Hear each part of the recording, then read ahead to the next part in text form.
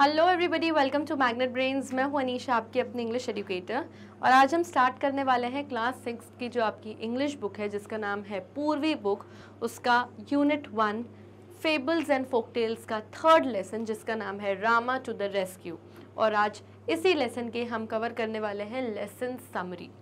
मेरे इस वीडियो से पहले जो मेरा लास्ट वीडियो था, उसमें हमने इस लेसन की लेसन एक्सप्लेनेशन किया है, यानी हमने पूरे लेसन को वर्ड बाय वर्ड, एक एक सेंटेंस बाय सेंटेंस समझा है और एक्सप्लेनेशन मैंने आपको रेडी करके दिया है। लेकिन अब हमारे इस वीडियो में हम शॉर्ट में समरी कवर करेंगे। I will try to club entire chapter in this summary. तो जिसने मेरा एक्सप्लेनेशन नहीं देखा है, या फॉर एग्जाम्पल बहुत जल्दी में है, एग्जाम के लिए लेट हो रहे हैं, तो फटाफट वाली मेरी ये समरी देख के आप अपने एग्जाम के लिए अप्लाई कर सकते हैं, प्रिपेयर कर सकते हैं। समरी स्टार्ट करने से पहले एक छोटा सा पीस ऑफ इन्फॉर्मेशन कि मैग्नेट ब्रेन्स एक ऐसा प्लेटफॉर्म है जो free of cost quality education आपके घर तक पहुंचा रहा है। आप चाहें तो हमारे सभी top courses, e notes, e books, सब कुछ यहां से अवेल कर सकते हैं, जिनके लिंक्स आपको डिस्क्रिप्शन बॉक्स में मिल जाएंगे।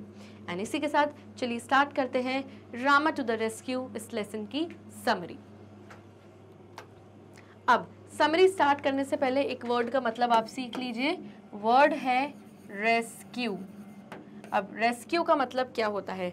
रेस्क्यू का मतलब होता है जब कोई डिफ़िकल्ट सिचुएशन में है, कोई मुश्किल समय में है, कोई ऐसे सिचुएशन में है कि इंसान की जान भी जा सकती है, और अगर आपने उनकी जाके जान बचाई, यानी आपने उनको रेस्क्यू किया। अब आपने किसी इंसान की जान बचाई, किसी एनिमल की जान बचाई, या किसी पेड़ को कटने से बचाया, उसकी जान बचाई, ट्री की या प्लांट्स की, तो यानी कि आपने उनको क्या किया? रेस्क्यू किया, उनकी जान बचाई। फ्लड्स हैं, अर्थक्वेक्स हैं, इस तरीके के सिचुएशंस में जब आप किसी की जाके जान बचाते हो, यानी कि आप उन्हें रेस्क्यू कर रहे हो। चलिए स्टार्ट करते हैं। अगर एक चीज़ और मैं आपको बता दूं, ये चीज़ अगर आप इस पिक्चर में देखेंगे, यहाँ पे आपको पुलिस ऑफिसर दिख रही है, एक डॉक्टर दिख रही है और एक फायर फाइटर दिख रही है। तो यहाँ पर ये कौन है? ये वो लोग हैं जो इमरजेंसी में हमारी मदद करते हैं और हमें रेस्क्यू करते हैं। यानी पुलिस मैन जो होता है, अगर कोई चोर आ गया है, कोई प्रॉब्लम हो गई है, तो चोर को पकड़ने के लिए या किसी को भी पकड़ने के लिए हमारी जान बचाते हैं, हमें रेस्क्यू करते हैं, और इस तरीके से पुलिस हमारी मदद करती है। अगर डॉक्टर की बात करें तो सडनली किसी को कोई चोट लग गई है, कोई इमरजेंसी है, किसी को हार्ट अटैक आ गया है, कोई सीरियस डिजीज़ है, तो ये क्या करते हैं? उनकी जान बचा के उन्हें रेस्क्यू करते हैं। फायर फाइटर क्या करता है? किसी बिल्डिंग में, किसी घर में आग लग गई है, कोई बच्चा, इंसान कोई फंस गया है, तो उनको उस डिफ़िकल्ट सिचुएशन से बचाते हैं और इस तरीके से हमें रेस्क्यू करते हैं। तो ये वो लोग हैं जो कहीं ना कहीं इमरजेंसी की सिचुएशन में हमें रेस्क्यू करते हैं। और अगर इस लेसन की बात करी जाए तो इस लेसन में भी एक पुलिसमैन की ही बात हो रही है, जिसका नाम है रामा। तो जो रामा है वो एक विलेज, एक गांव का क्या है? कोटवाल है। अब कोटवाल क्या होता है?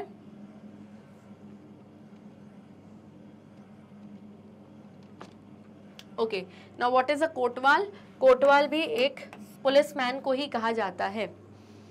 कोटवाल बोल सकते हो, थानेदार बोल सकते हो। गांव में तो पुलिसमैन को कोटवाल या थानेदार ही कहते हैं। तो इस लेसन में रामा नाम के एक पुलिसमैन की बात हो रही है, जो कि गांव का है, तो उसको कोटवाल या थानेदार कहते हैं।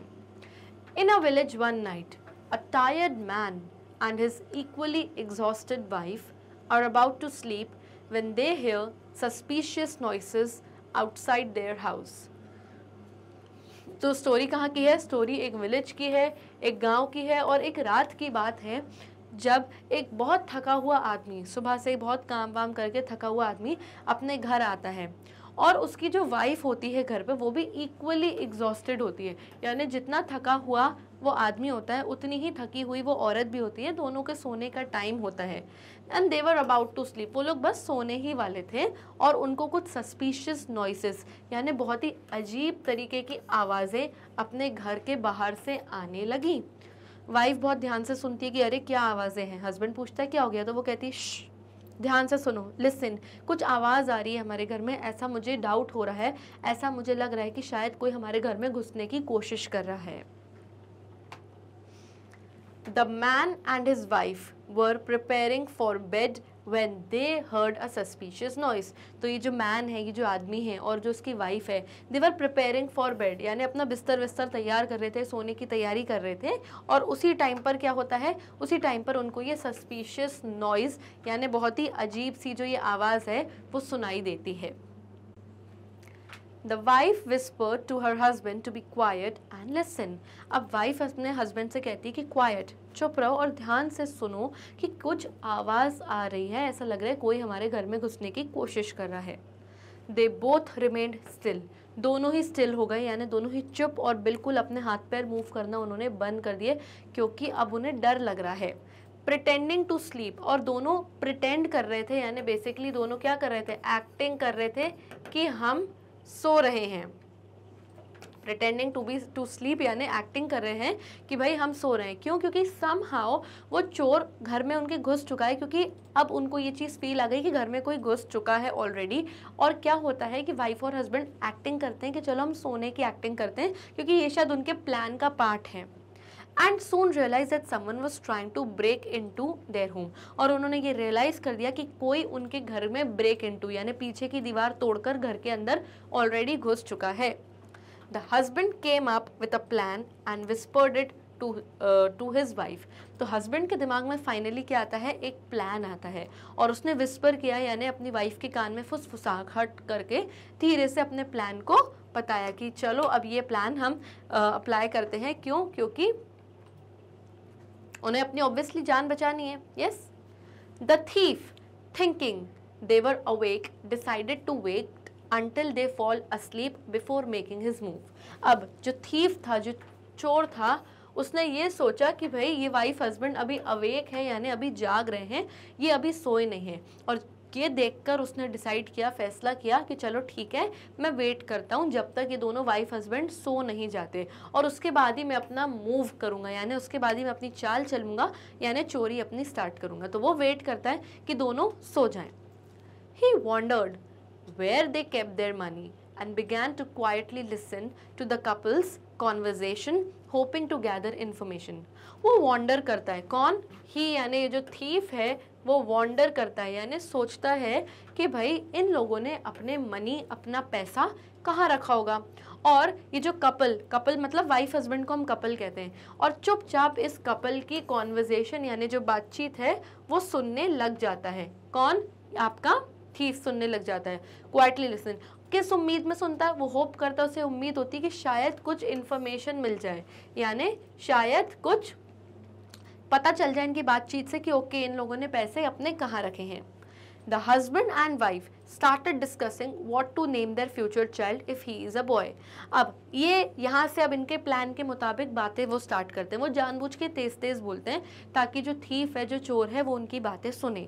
तो हस्बैंड और वाइफ डिस्कशन यानी अपनी बातचीत स्टार्ट कर देते हैं और ये डिस्कस करने लगते हैं कि फ्यूचर में अगर उनका कोई बेबी होता है और अगर वो बॉय होता है तो वो उसका नाम क्या रखेंगे। The husband suggested the name Rama.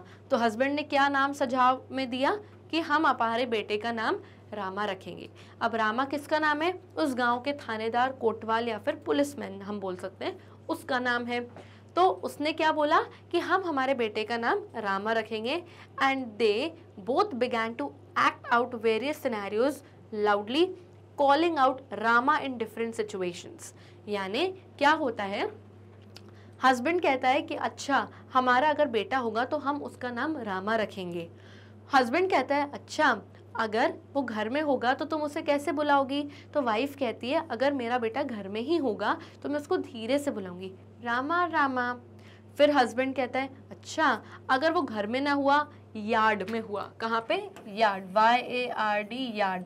Yard मतलब घर के बाहर आंगन में खेल रहा होगा, तब तुम कैसे बुलाओगी? तो वाइफ कहती है तब मैं थोड़ी और ज़ोर से बुलाऊंगी, रामा रामा, इस तरीके से बुलाऊंगी। फिर हस्बैंड कहता है अच्छा मान लो अगर हमारा बेटा ना घर में है, ना यार्ड में है, आंगन में भी नहीं खेल रहा है और बाहर स्ट्रीट पर, बाहर सड़क पे दूर खेल रहा हो, तब कैसे बुलाओगी? तो वो कहती है मैं फिर उसे सबसे लाउडली बुलाऊंगी, रामा रामा करके।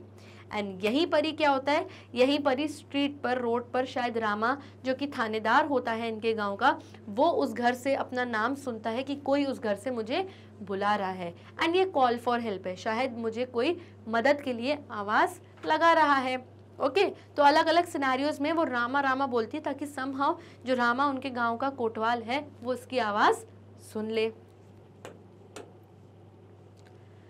The thief was unaware to their plan, thinking they were just having a conversation. अब thief जो चोर था उसको तो इनके प्लान के बारे में was unaware. Unaware मतलब not knowing. thief को थोड़ी पता था इनके प्लान के बारे में।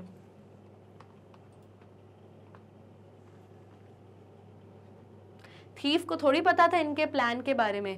Thinking they were just having a conversation, वो तो सोचता है ये तो सिर्फ आपस में कॉन्वर्जेशन कर रहे हैं यानी बातचीत कर रहे हैं। The couple was cleverly alerting Rama the village कोतवाल, ये जो कपल था, ये जो वाइफ हस्बैंड थे, ये तो बहुत क्लेवरली अपनी चालाकी और अपनी समझदारी इस्तेमाल करके जो रामा था उसको अलर्ट कर रहे थे, उसको बुलाने की कोशिश कर रहे थे, जो कि इनके विलेज का, इनके गांव का कोतवाल यानी कि पुलिसमैन था।